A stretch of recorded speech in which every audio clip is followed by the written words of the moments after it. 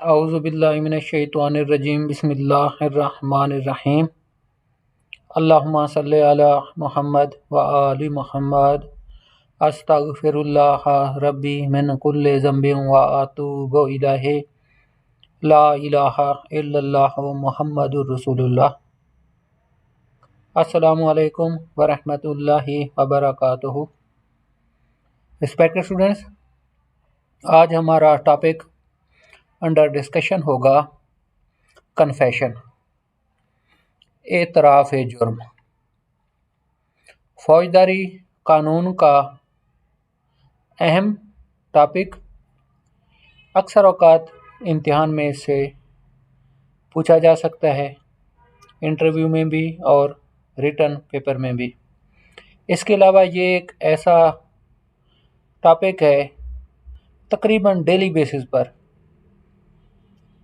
Criminal courts में पाकिस्तान में इससे मुतल्लिका केसेस होते हैं। बहुत ज़्यादा इसकी एप्लीकेशन है, गलतियां भी जायज़-ए-बान से काफ़ी होती हैं। बहुत ज़्यादा इस पर केस लाज हैं। हर साल time by time honourable superior courts district judiciary की रहनुमाई इस मौजू पर करती रहती हैं। बेटा, ये बिलखसूस आप इसकी स्टेज को बहुत गौर से समझ लें। कन्फेशन कौन करता है, कब करता है, किन हालात में, किसके सामने, और इसकी कानूनी हैसियत क्या है। बेटा, सबसे बुनियादी बात जहन में रख लें, हमेशा जब FIR किसी मुल्ज़िम के ख़िलाफ़ हो जाती है, मुल्ज़िम गिरफ़्तार हो जाता है, पुलिस उसे अरेस्ट कर लेती है, पुलिस के सामने कन्फेशन की कोई हैसियत नहीं है। पहले हम थोड़ा सा रेलिवेंट लॉ पर बेटा आ जाएं। आर्टिकल्स 37 to 43 कानून शहादत आर्डर है, और CRPC का हमारा सेक्शन हैं 164, 364, 340, 342 एट्सेट्रा। और Lahore high court rules and orders हैं चैप्टर 13 रूल 4, और केस लॉ भी इसमें बेटा दिया गया है। अब हम आपसे गुजारिश कर रहे थे कि स्टेज कौन सी होती है, किस मरले पर मुल्ज़िम कन्फेशन करता है। पहली तो बात जहन से निकाल लें, पुलिस के सामने बेटा कोई कन्फेशन नहीं है। हाँ, एक हद तक, और इस हद तक कन्फेशन की अहमियत है कैसे, जब मुल्ज़िम अंडर फिज़िकल रिमांड हो, लाजमी शर्त है फिज़िकल रिमांड हो, और मुल्ज़िम कोई बरामदगी करा दे, रिकवरी, वेपन ऑफ ऑफेंस अक्सर औक़ात होता है। तो जो डिस्कवरी है ना, on the apprehension of the accused, इसकी बहुत ज़्यादा कानून में अहमियत है, इसको कानून मानता है, और अकॉर्डिंग टू लॉ मुल्ज़िम को सज़ा भी हो जाती है। इसके अलावा बेटा पुलिस के सामने इसकी कोई हैसियत नहीं है। इस वक्त हम सरेदस्त CRPC, PPC और जो छोटे माइनर लॉज हैं क्रिमिनल लॉ के, उनको डिस्कस कर रहे हैं। बाकी बेटा हम नैब, एंटी टेररिज्म या दीगर की तरफ नहीं जाते, हमारा मौजू बहुत ज़्यादा लंबा हो जाएगा। इंशाअल्लाह ताला अगर कभी फ़ुर्सत मिली तो उन टॉपिक्स को भी हम इंशाअल्लाह ताला डिस्कस करेंगे। बेटा, अब इसमें सबसे जो बेहतरीन तरीका है ना, वो आप जजमेंट केस लॉ, इसका सबसे बेस्ट मेथड होता है अंडरस्टैंडिंग का, कहानी की शक्ल में। अब बेटा हम आ जाते हैं स्लाइड पर। ये आप लोगों को फॉर्मेट्स का भी बेटा बाद में मैं बताता हूँ। अब ये केस लॉ है हमारा 2022 का PCRLJ 1। अब इसके फैक्ट्स कुछ इस तरह हैं कि प्रिवेंशन ऑफ गैम्बलिंग ऑर्डिनेंस 1978 के ताबे इसके सेक्शंस हैं 5 and 7। Punjab prevention of gambling ordinance, FIR हो गई मुल्ज़मान के ख़िलाफ़, तो उन्हें स्पेशल जुडिशल मजिस्ट्रेट के सामने पेश किया गया। बेटा, ये स्पेशल जुडिशल मजिस्ट्रेट साहबान वो होते हैं जिन्हें ऑनरेबल डिस्ट्रिक्ट सहन जज साहब अपॉइंट करते हैं। जो हमारे स्पेशल लॉज हैं ना, उनके ताबे वो, हालांकि हमारे मजिस्ट्रेट जज साहबान ही होते हैं, मजिस्ट्रेट फर्स्ट क्लास भी होते हैं और मजिस्ट्रेट सेक्शन 30 भी होते हैं। उनको स्पेशल जुडिशल मजिस्ट्रेट का अख्तियार दे दिया जाता है। वो स्पेशल लॉज के ताबे जो ऑफेंसेस हैं उनका ट्रायल करते हैं। अब ये गैम्बलिंग वाला बेटा ऑफेंस हुआ, एफआईआर हुई, मुलजमान को पेश किया गया तो जज साहब ने उनको जुर्माना कर दिया और मुलजमान ने कन्फेशन कर लिया था। उसके बाद क्या हुआ, एक मुलजिम ऑनरेबल हाई कोर्ट में चला गया। ये हमारा honourable high court Multan bench का फैसला है। वहाँ बेटा उसने रेट कर दी अंडर आर्टिकल 199। तो वहाँ मुलजिम के वकील साहब के बयान पर ऑनरेबल हाई कोर्ट ने रेट को क्रिमिनल रिवीजन में कन्वर्ट कर दिया और ऑनरेबल हाई कोर्ट ने क्रिमिनल रिवीजन के ताबे अपना अख्तियार इस्तेमाल किया। जज साहब ने जो सज़ा की थी जुर्माने की उसको सेट असाइड कर दिया और सबॉर्डिनेट कोर्ट को हुक्म कर दिया कि ये केस पेंडिंग है, इन अकॉर्डिंग्स विद लॉ अब इसे फर्दर डिसाइड करें। ये बेटा brief facts of the case हैं।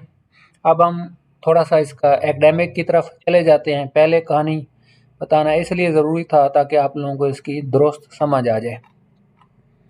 बेटा ये इसका रेलिवेंट लॉ आप लोगों को बता दिया, केस लॉ भी बता दिया और ये आप लोग पढ़ लीजिएगा। वॉल्यूम 3 है, चैप्टर 13 है। ये हैं प्रिकॉशंस।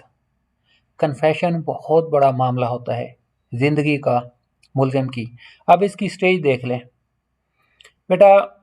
अगर कोई मुलजिम कन्फेशन करना चाहता है एफआईआर के दर्ज होने के बाद पुलिस हिरासत में, तो वो आम तौर पर तफ्तीशी अफसर के सामने इतराफ़ करता है। फिर तफ्तीशी अफसर साहब उसको इलाका मजिस्ट्रेट साहब के पास ले आते हैं। हमेशा जहन में रखना, अगर कत्ल का केस है, 376 का है, किसी भी जुर्म का है, पीपीसी रेड विद सीआरपीसी और दूसरे अगर स्पेशल लॉज हैं लेकिन ट्रायल हो सीआरपीसी के ताबे, हम गैम्बलिंग एक्ट की बात कर रहे हैं ऑर्डिनेंस या पीपीसी के ताबे ऑफेंसेस के, हमेशा तफ्तीशी अफसर मुलजिम को इलाका मजिस्ट्रेट साहब के पास ही ले आएगा।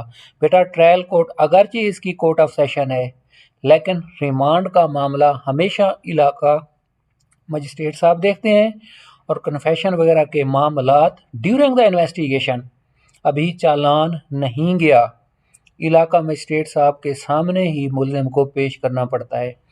बेटा ये जब मुलजिम को इलाका मजिस्ट्रेट साहब के सामने तफ्तीशी अफसर ले आता है, तफ्तीशी अफसर ने एप्लीकेशन लिखी होती है कि जिसकी कन्फेशनल स्टेटमेंट रिकॉर्ड कर लें। तो प्रिकॉशंस हैं जो ऑनरेबल हाई कोर्ट ने रूल्स एंड ऑर्डर्स में प्रोवाइड किए गए हैं। बेटा सबसे जो आम असूल फॉलो किया जाता है, मुलजिम को सोचने समझने का मौका दिया जाए। आम तौर पर अदालत से दीगर अफराद को सबको बाहर निकाल दिया जाता है। जज साहब मुलजिम से पूछते हैं कि आप पर कोई प्रेशर, थ्रेट, हथकड़ी अगर लगी हुई है तो वो खोल दी जाती है। तफ्तीशी अफसर को दीगर पुलिस मुलाजमीन को बाहर निकाल देते हैं। जज साहब अपनी मुकम्मल तसल्ली करते हैं कि आप पर कोई थ्रेट, प्रेशर, कोई ऐसा मामला जिसके ताबे आप कन्फेशन कर रहे हैं। और दूसरा, मुलजिम को वकील की सहूलत भी देनी चाहिए। इस जजमेंट में फेयर ट्रायल की इंटरप्रिटेशन में ऑनरेबल हाई कोर्ट ने यह हुक्म दिया कि फेयर ट्रायल में ये भी है कि मुलजिम को कौंसल का राइट दिया जाए। मुलजिम के वकील साहब मौजूद हों, उनसे पूछा जाए कि जी कन्फेशन मुलजिम अपनी मर्ज़ी से, रजामंदी से कर रहा है, इस पर कोई थ्रेट या प्रेशर तो नहीं है, और उसे सफिशेंट टाइम दिया जाता है।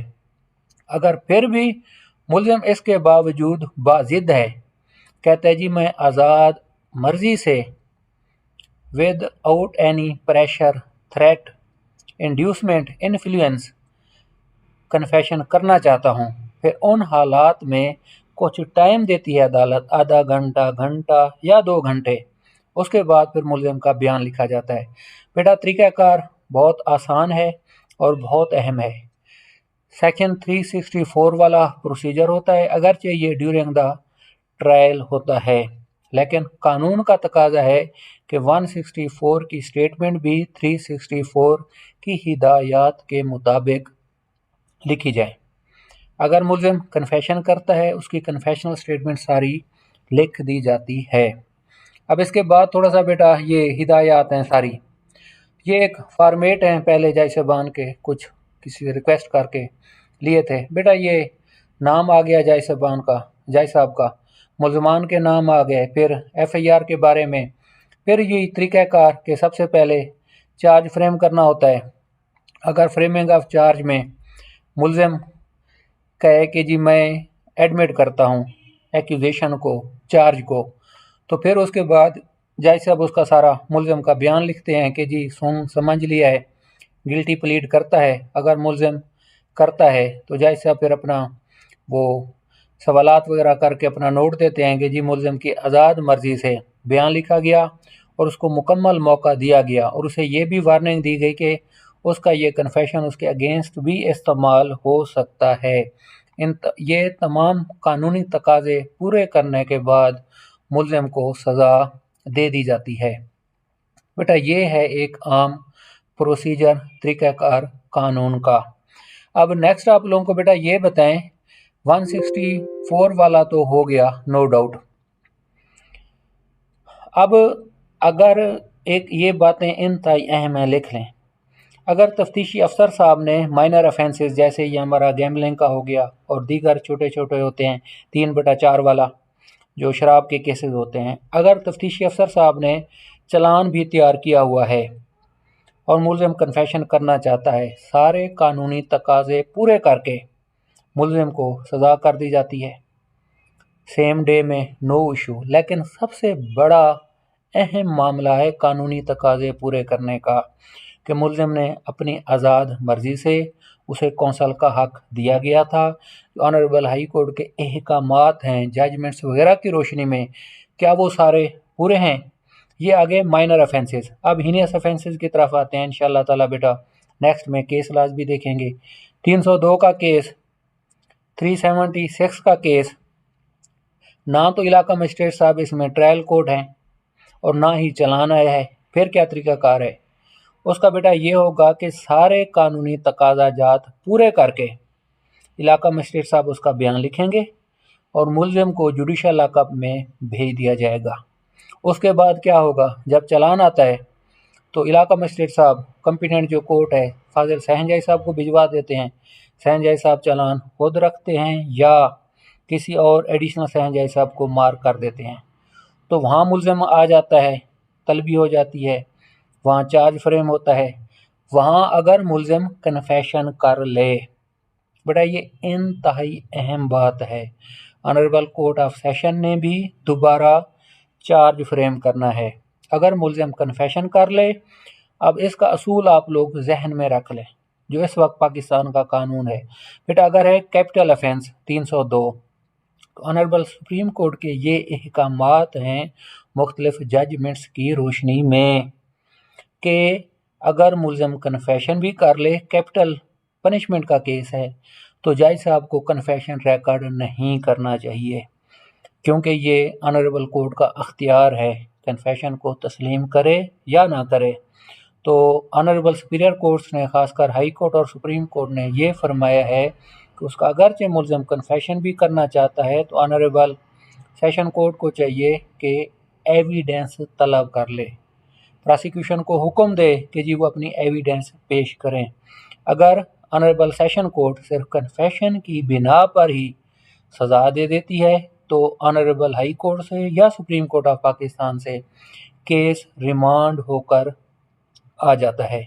बेटा ये हो गया कोर्ट ऑफ सेशन का तरीक़ाकार। अब इसमें ना ट्रायल का भी थोड़ा सा समझ लें। अगर मुल्ज़िम इतराफ़ वहाँ नहीं करता या कर लेता है तो honourable court of session prosecution evidence को तलब कर लेती है, प्रोसिक्यूशन अपनी सारी एविडेंस पेश करती है। उसके बाद फिर मुल्ज़िम का बयान लिखा जाता है under section 342 CRPC, read with 364, 340 और ये 342 वाला हो गया। वो भी इंशाल्लाह ताला बेटा आप लोगों को फॉर्मेट दिखाएंगे और मजिस्ट्रेट के पास भी यही तरीक़ाकार है। मिसाल दे रहे हैं बेटा आप लोगों को कि जज साहब खुद ही ट्रायल कोर्ट भी हैं और इनके पास रिमांड पेश हुआ, मुलज़िम ने कन्फेशन कर लिया, अब चालान नहीं है तो मुलज़िम को जुडिशल लॉकअप में भेज देंगे। उसके बाद जब उसका चालान आएगा, अगर मुलज़िम कन्फेशन कर लेता है तो ठीक है, फिर जज साहब उसे नोटिस दे के सज़ा कर देंगे। बेटा ये है इसका आम तौर पर तरीक़ाकार। बाकी अगर कोई सवालात वगैरह हों तो आप लोग बेटा पूछ लीजिएगा। और फॉर्मेट मैंने आप लोगों को बता दिया। मजिस्ट्रेट के लिए 243 का तरीक़ाकार, शोकाज नोटिस का ऑनरेबल सेशन कोर्ट के लिए और प्रोसीजर है। तो आज के लिए इतना ही काफ़ी है। अगर कोई बेटा सवालात हों तो आप लोग कमेंट्स में पूछ लीजिएगा। अल्लाह रब्बुल इज़्ज़त हम सब लोगों का हामी नासिर हो। अस्सलामु अलैकुम वरहमतुल्लाहि वबरकातुहू।